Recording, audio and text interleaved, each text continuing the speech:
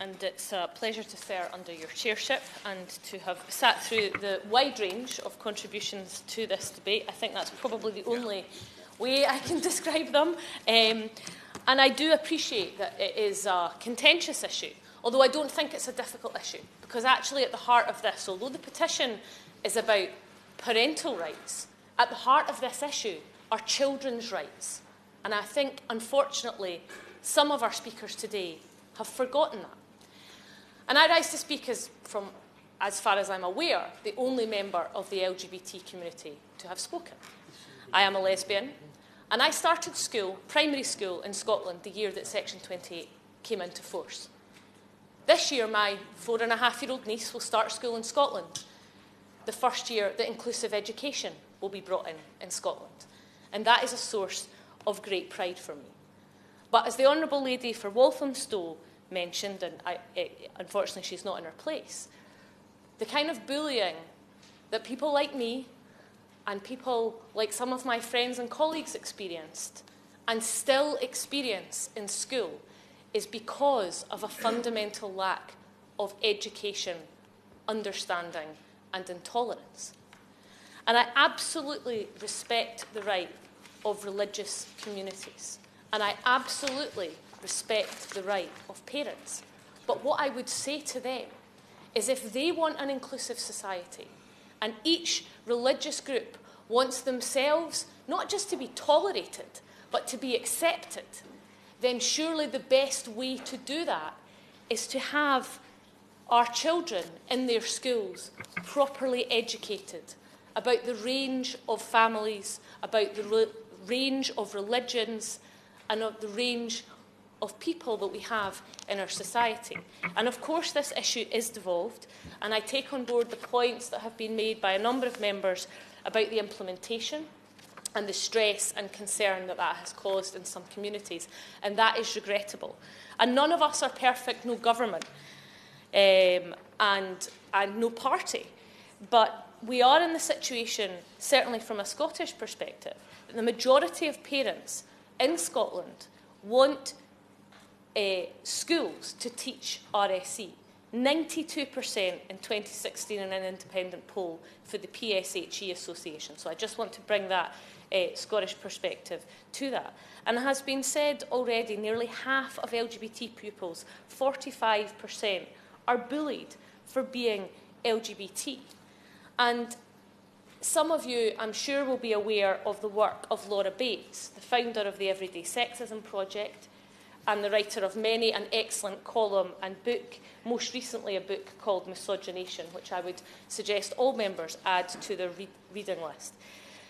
And she recalls in the work that she's done how young women described it as normal to be groped or sexually assaulted while wearing their school uniform, and the shock she experienced at the level of misconception and myths that surround ideas about sexual relationships amongst young people.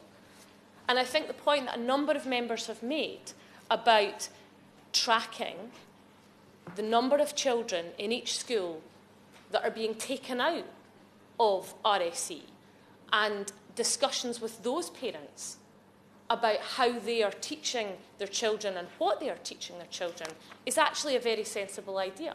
Now, I understand that there will be some parents that will have concerns about that, but surely if you are a responsible parent and you have nothing to hide from and no concerns, and you have taken your child out of RSE, you should have no concerns about if a school wants to support you in that decision.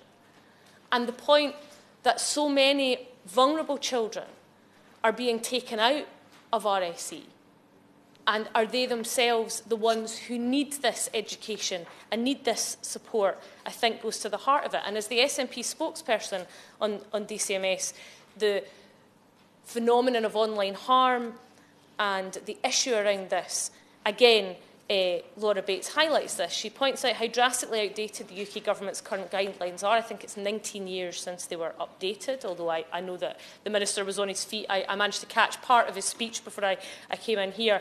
We updated ours in Scotland in 2014, and they're about to be updated again. 1 in 25 primary-aged children, are sent a naked image by an adult, according to NSPCC research.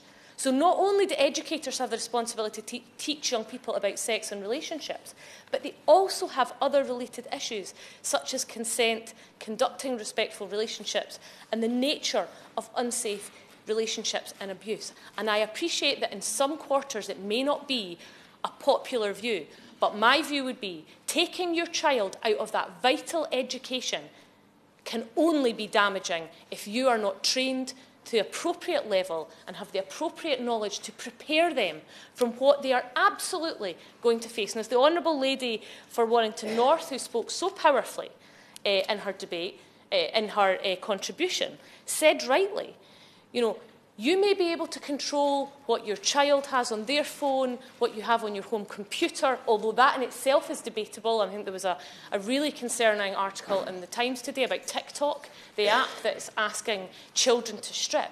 But you have no control over what other children will show your child in school and what they will be putting in front of that child. So it is only right and only sensible that any government puts the duties and the safety of children first, to make sure that that education is holistic and informative. Because if they are not provided with that, it's very clear that they are going to be left exposed. And, you know, in terms of the current guidance for teaching relationship education in RSE, that was, you know, I think it's fair to say when you repeal a piece of legislation or you indeed change legislation, that does not take away the problem. When we repealed Section 28, we put nothing in place. And children are still being subjected, not just to bullying, but LGBT young people have some staggering rates of 80–90%, particularly in the trans community, of self-harm. And there is a very difficult and damaging debate raging at the moment around trans rights. The reality is, and I think the Honourable Lady for Ladywood, I think, referenced this, you know, and gave her views around this. Whilst the adults all argue about definitions and rights, actually children are much further ahead.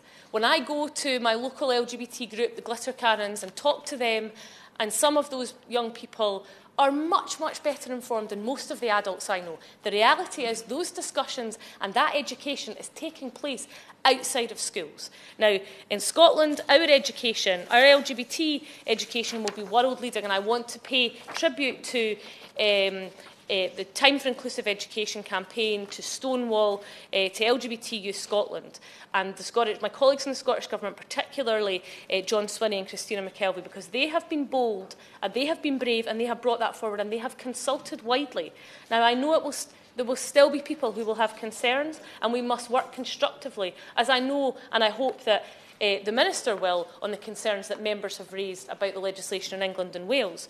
But in Scotland, for our world-leading LGBT education, there will be no exemptions or opt-outs to the policy.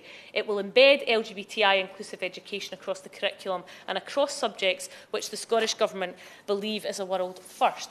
Now, when we talk about religious tolerance and freedom, I wonder if, and that within every religion has a spectrum. I'm always minded to mention Vicky Beeching. And Vicky Beeching is a champion of inclusion and diversity in the Christian faith.